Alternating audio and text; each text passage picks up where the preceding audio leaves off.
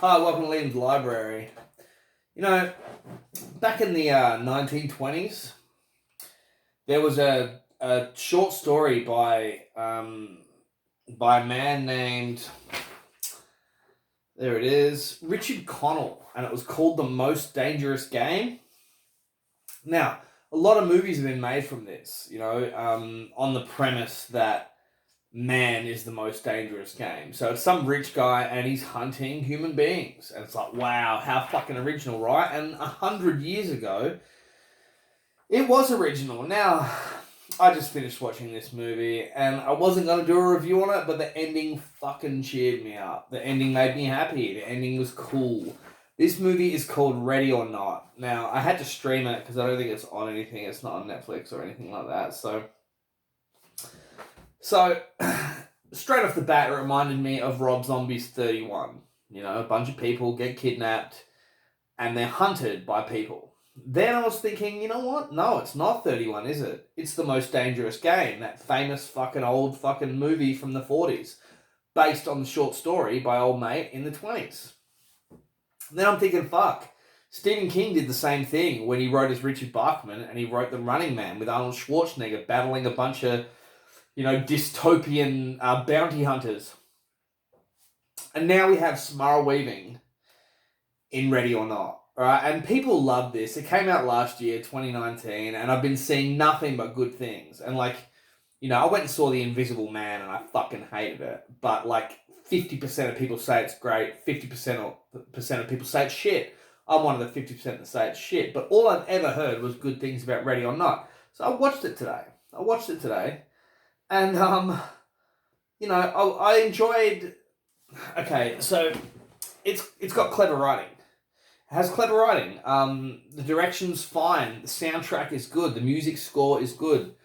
And like I said, clever writing. Now, it's got Samara Weaving from Home and Away. I'm from Australia, so I recognise her straight off the bat. It's got Adam Brody from OC. Is he from the OC? Anyway, I never used to like him. In this, he's a crack up. He's this alcoholic fucking brother who's just... You don't know where he stands, right? So, I don't know. I was thinking of talking about this entire thing and doing this big fuck-off review, But because it surprised me, and because I wasn't planning on doing a review until next week when I'm going to do Stephen King's The Mangler, I thought, well, fuck it. I'll talk about it. I mean, Andy McDowell's in it. I like Andy McDowell. If you don't like Andy McDowell, you suck. So, like I said, clever writing, good music score, and it's its own film. It does. It has personality. At the start, we have this bride, and she's talking to herself. It's her wedding day, and she's talking herself into marrying this groom, and it's a rich family, and awesome. Now, I'm not giving away the twist. So, the twist just blew my fucking face off 8 minutes ago. I was waiting for it to end. I'm like, all right, come on, I've got to do this fucking review. And yeah, all it did was really make me feel like I was watching just another horror movie until the last fucking 10 minutes of the movie.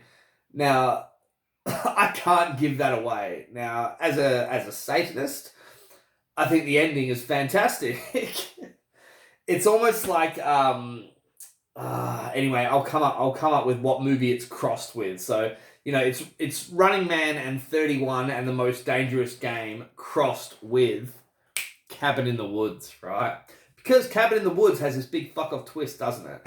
And the whole time you're like, what is going on here? Is this a generic horror movie or is there something else going on? Now, with Ready or Not, there definitely is something going on and they really play it down. They play it down to the last 10 minutes. And in the last 10 minutes, when this fucking thing comes to fruition, not only does it blow your fucking mind, it blows a whole bunch of blood packs all over the fucking house. Really cool, really worth a watch. Anyway. Okay, so the first thing I noticed was this movie has two directors.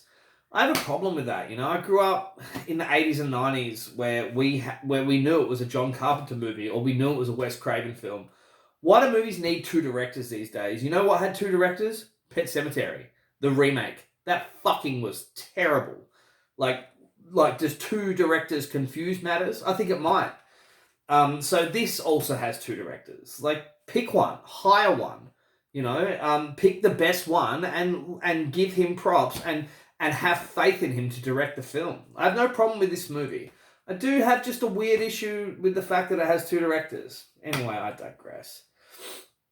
So I was going to get right into this, but what I'm going to do is, because it's new and it only came out last year, I'm going to try not to give too much away. I'm not even going to give you the premise. Like I said, if you've seen The Most Dangerous Game or 31 or The Running Man, you know that a human being is going to be hunted by another bunch of humans.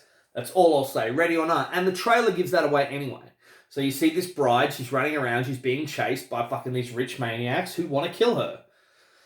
Now, what would be not so much a cliche, but what would this movie's direction take? It would be either she gets really staunch, she gets herself a gun, and she starts making these assholes piss. And she starts getting back her own and surviving. Cool. That does happen. But there's more to it than that. There is more to it than that. There's this really funny scene, which I'm not giving anything away. This guy doesn't know how to use a crossbow. So while they're hunting this poor young chick, he's sitting on the shitter, on the can, and watching a YouTube tutorial video on how to use your crossbow. And that was funny. It's like just a little, a little thing that made me laugh out loud. And it did. Adam Brody's good in this. Straight away, I didn't trust the groom. Now, I'm going to say that. Now, you can trust him if you want. I don't. I didn't. And I didn't through the whole thing, even though, he seems to love her, but I didn't trust him. So, like I said, what is this movie really? It's The Most Dangerous Game. Now, did I say clever writing? Because there's some really great writing in this. And it doesn't happen until the last, third. But yeah, hail Satan, hail Satan, hail Satan. And I'm not saying that because, I say that all the time. This movie has a bit of that in it. So heads up on that. There's a coke-addicted niece who's just hilarious, keeps accidentally murdering people with crossbows, guns, and all sorts of things because she's just on too much coke. Now, the intensity at the start. Now, when this movie sets up its premise, it reminds me of Tim Curry running around like a maniac in that movie Clue. When we don't know who he is yet. He's trying to find out who killed Mr. Body, who's who, and he's just 100 mile an hour. Now, there's a few characters in this that are similar to that. And it did. It reminded me of Clue. It reminded me of 31. It reminded me of The Running Man. And, but what it comes down to, it really is The Most Dangerous Game crossed with The Cabin in the Woods. And that's it. Clue. The family dynamic is funny when you just get this rich family together, even though they're trying to do terrible, barbaric things. The dynamic is just a family dynamic. So it's relatable, but it's strange, but it's relatable. Straight away, like I said, I didn't trust the groom. The groom's excuses and his rationale that I'm not going to give it away, but everything that comes out of the groom's fucking mouth, I just didn't trust. And you could judge for yourself. But heads up, there's a bit where they tranquilize her. Now they tranquilize her in the car, literally 2 minutes away from the main gate. They shoot her with a tranquilizer dart. Within 2 minutes and 30 seconds, she regains consciousness and gets back up and starts sticking up for herself and surviving again. It's like, what kind of fucking tranquilizer darts were they using? Fucking for fucking 3-year-olds, or fucking for baby rabbits. What the fuck kind of a tranquilizer dart was that? That was a little too convenient screenwriting. Oh, so the movie could happen. Yeah, right. Anyway, it's funny, the butler really puts a lot of effort in to be a homicidal maniac, and the butler's name is Stevens. Now, if anybody's ever read The Man Who Would Not Shake Hands, The Breathing Method by Stephen King, you know that Stevens is the butler in Stephen King's ongoing series about that strange place in New York City. So if you're a King fan, you know what I mean by that. Best ending ever. So that'll do. There's my notes. There's my notes looked at and talked about. But best ending ever. I was hoping that it would end so that I could do this review. All of a sudden I found myself really caught up in the ending and just laughing my ass off and wanting to tell people about it. But I'm not gonna, because it's only come out last year. So, you're not gonna get too many spoilers out of me. Even though I'm terrible at that. But no, watch this movie. Watch it. I enjoyed it. You can't fault it. especially if you watch it all the way to the end, because then you will get that last 10-minute payoff of blood, guts, mayhem, and what the actual fuck. So on that note, I'm going to leave you to it. And tune in the next few days when I will be reviewing Stephen King's The Mangler about a haunted fucking washing machine.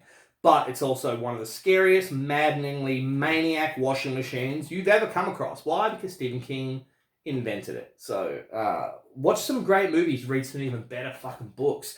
Take care of one another. See ya.